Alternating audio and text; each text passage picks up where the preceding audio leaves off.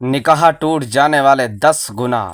الہ جب شوہر اپنی بیوی سے ہم بستری نہ کرنے کی قسم کھا لے۔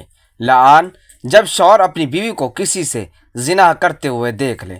جب شوہر اور ساس یا پھر سسر اور بہو میں شہوت داخل ہو جائے، اور جب باپ اور بیٹی یا ماں اور بیٹے میں شہوت ابھر آئے، تو پھر نکاح۔ بسم اللہ الرحمن الرحیم۔ سارے نبیوں کے سردار حضرت محمد مصطفیٰ صلی اللہ علیہ وآلہ وسلم نے جائز کاموں میں سب سے برا عمل طلاق کو قرار دیا ہے۔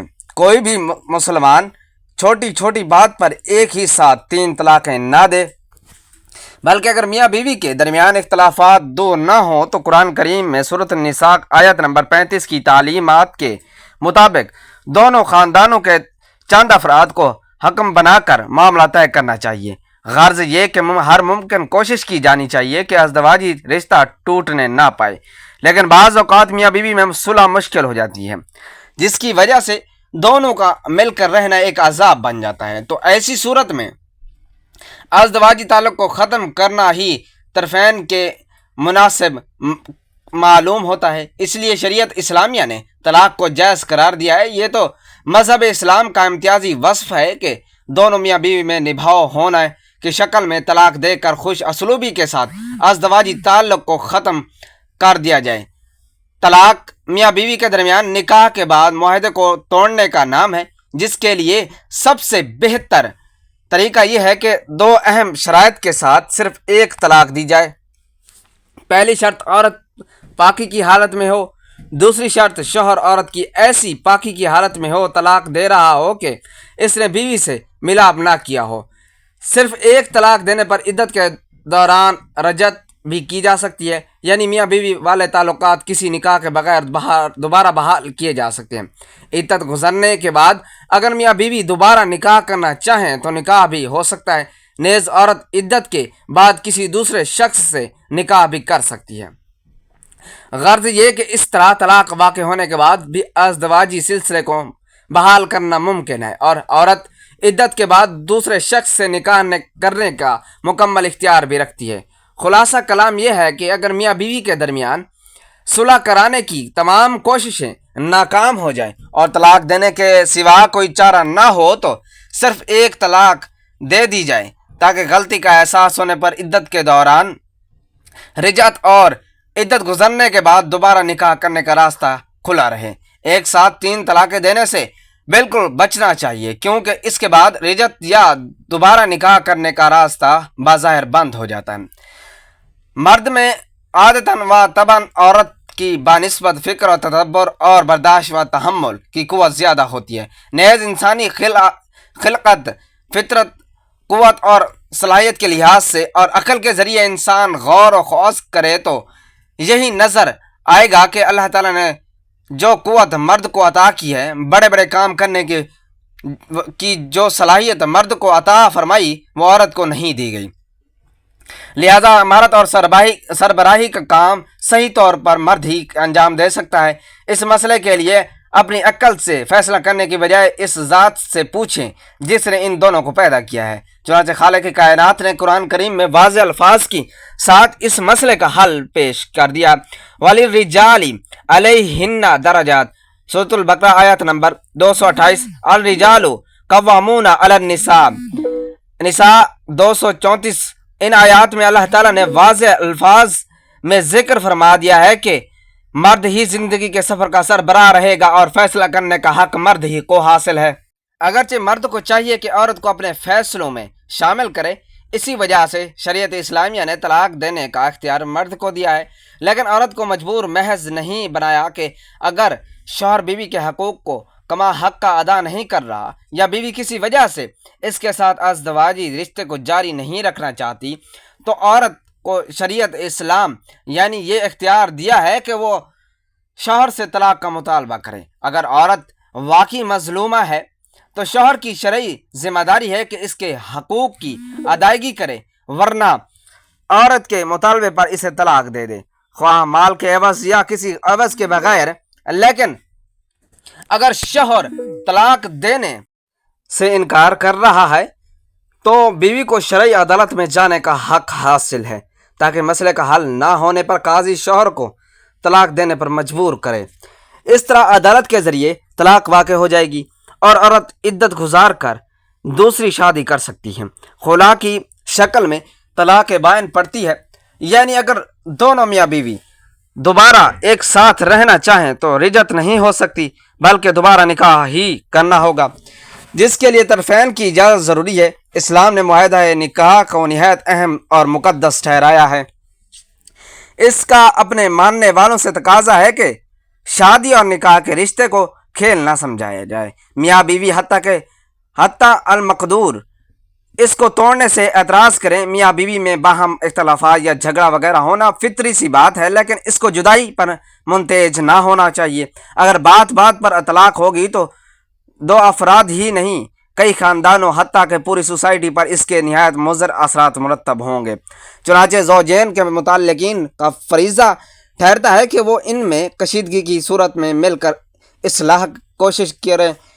ارشاد باری تعالیٰ ہے، اگر تمہیں ان دونوں میں کشیدگی کا خوف ہو تو ایک حکم اس مرد کے اہل خانہ میں سے اور ایک حکم اس عورت کے اہل خانہ میں سے مقرر کرو اور اصلاح کی کوشش کرو۔ اگر وہ اصلاح کے خواہش مند ہوں گے تو اللہ ان کو موافقت سے پیدا کر دے گا۔ اسلام عقد نکاح کو باقاعدہ رکھنے کا اس درجہ خواہاں ہے کہ بیوی ناپسند ہو تو بھی صبر کے ساتھ نبھا کا حکم دیتا ہے۔ اگر تم انہیں یعنی اپنی بیویوں کو ناپسند بھی کرتے ہو تو بھی ان سے برا سلوک نہ کرو۔ عین ممکن ہے کہ تم ایک چیز کو ناپسند کرو لیکن اللہ تعالیٰ نے اس میں بڑی بھلائی رکھی ہو۔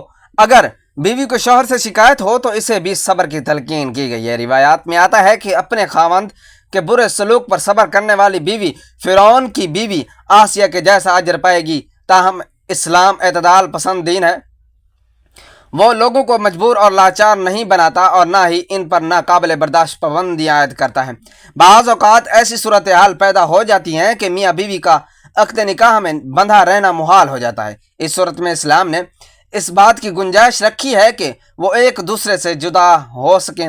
طلاق کے واقع ہونے کا ثبوت متعدد آیات قرآن مثلا سورۃ البقرہ آیت نمبر 227 تا 232 اور حدیث نبوی سے ملتا ہے۔ تاہم یہ بارو کروانے کی صحیح برابری کی گئی ہے کہ طلاق کو معمول اور مشغلہ نہ بنایا جائے اور اس سے نہایت مجبوری کے عالم میں آخری حل اور چارہ کار کے طور پر استعمال کیا جائے۔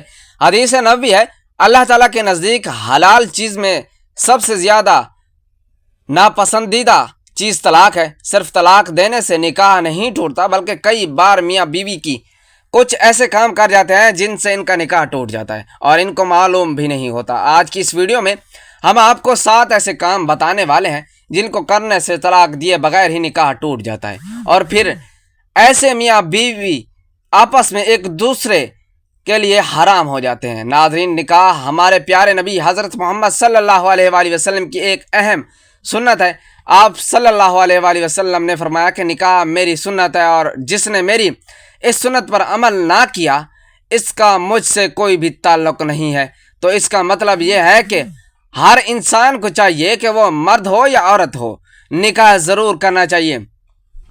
اگر کوئی مرد یا عورت بلا وجہ کہ نکاح نہیں کرتے اور وہ کہتے ہیں کہ ہم شادی نہیں کریں گے تو ایسی عورت اور مرد پر اللہ نے لعنت فرمائی ہے اور اس کا جنازہ بھی جائز نہیں۔ اس کے علاوہ وہ آپ صلی اللہ علیہ وآلہ وسلم نے بھی یہ ارشاد فرمایا ہے کہ جب کوئی انسان نکاح کر لیتا ہے تو اس کا آدھا دین مکمل ہو جاتا ہے۔ اس کا مطلب ہے یہ ہے کہ نکاح کرنے سے انسان بہت سارے گناہوں سے بچ جاتا ہے۔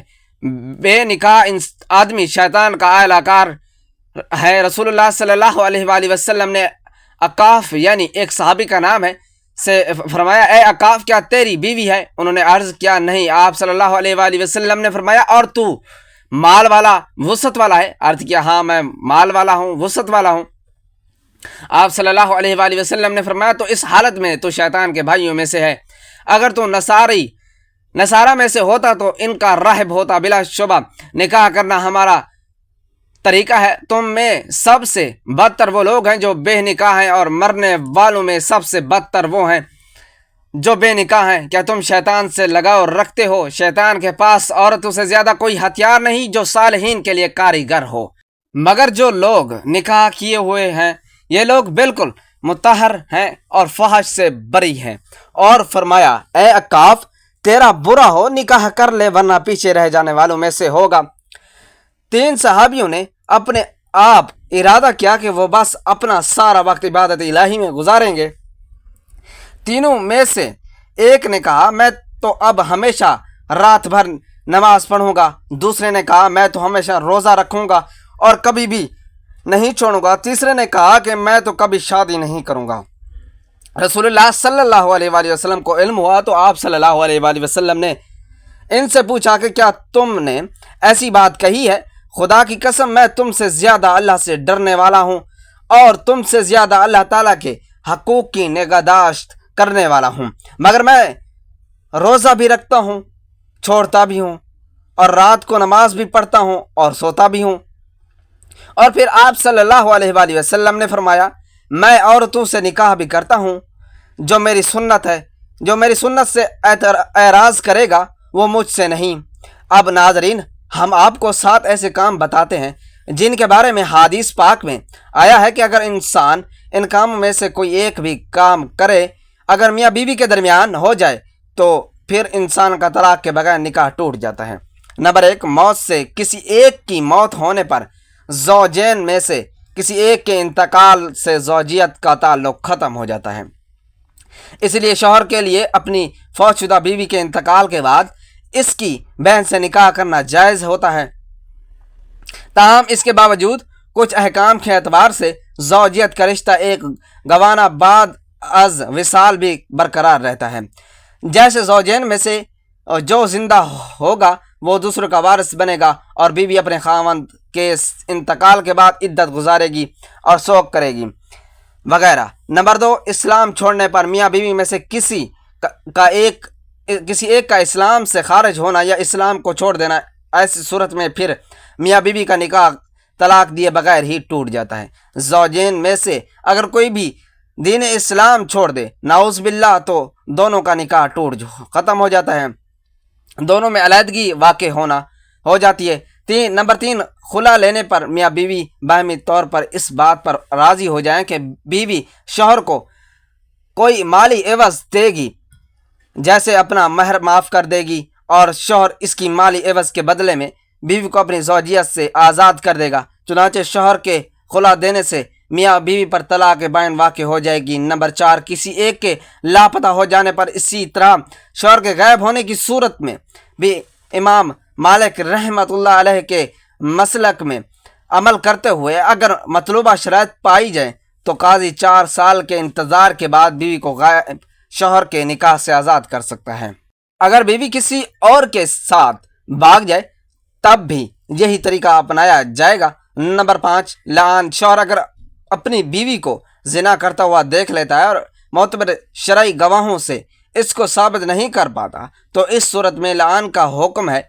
और लान यह है कि शौहर 5 दफ़ा कसम खा लेगा कि मैं अपनी बात में सच्चा हूँ, और अगर मैं अपने इस दावे में झूठा हूँ तो मुझ पर अल्लाह की लानत हो। इसी तरह जो कि बीवी की बदकारी की तोहमत पर शरई निसाब गवाही मुकम्मल नहीं बल्कि सिर्फ शौहर का दावा है, इसलिए बीवी को संसार नहीं किया जा सकता, यानी हद ज़िना जारी नहीं किया जा सकता। ताहम शौहर की तोहमत को अपने से दूर करने के लिए वो अपने आप को ज़िना की हद से बचाने के लिए बीवी पर भी लाजिम होता है कि वो 5 कस्में खाए कि मेरा शौहर झूठा है और अगर वो सच्चा है तो मुझ पर अल्लाह का गैज़ व गज़ब नाजिल हुआ।